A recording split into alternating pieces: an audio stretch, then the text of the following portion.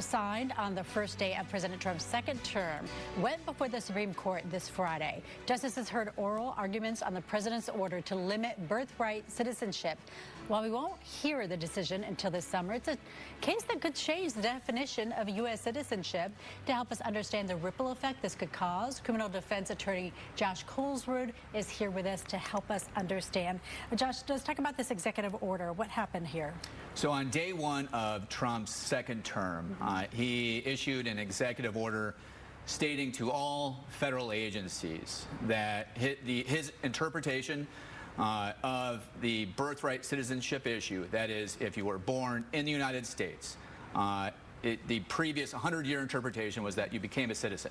That was no longer the case. That if you were born in the United States and your parents were here illegally, then you were no longer a citizen from the date that the executive order went into effect.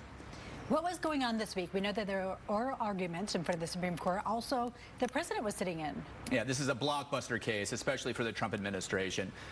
This is the first time in the history of the United States that a sitting president was there for oral arguments, especially on one of the president's huge executive orders and policies. Now, what happened at the oral arguments this week was very telling, because you can tell a lot what the Supreme Court may be thinking by the types of questions that they ask. And about 7 out of the 9 justices were very skeptical for different reasons about why Trump's executive order was not lawful. So the Supreme Court can do one of 3 things. Number one, they can affirm the existing law, which is if you are born on the soil from your parents, regardless of their status, the baby is now a citizen of this country.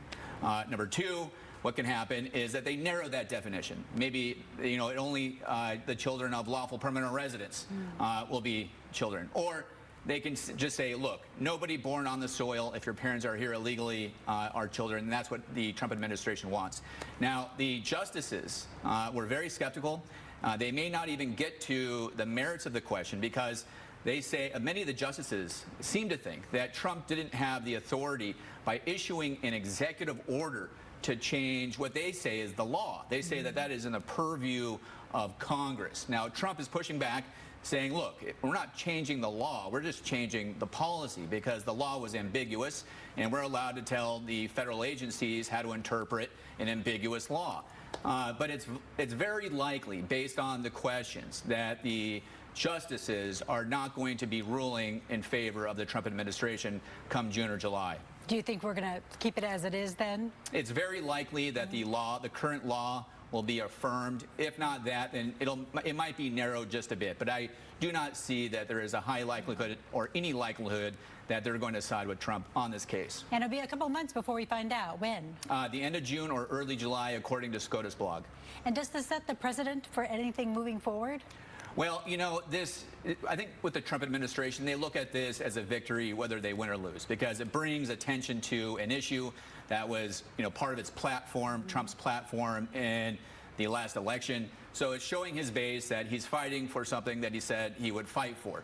Now, if the justices affirm and agree with Trump, that certainly will have a huge impact on future citizenship in the United States, because all of the federal agencies have been interpreting birthright citizenship one way for over 100 years. And it's just very unlikely that the Supreme Court, with these justices, they're likely not going to overrule that. Well, we'll be following it. We'll have you to help us, Josh. Thank you very much. Of course.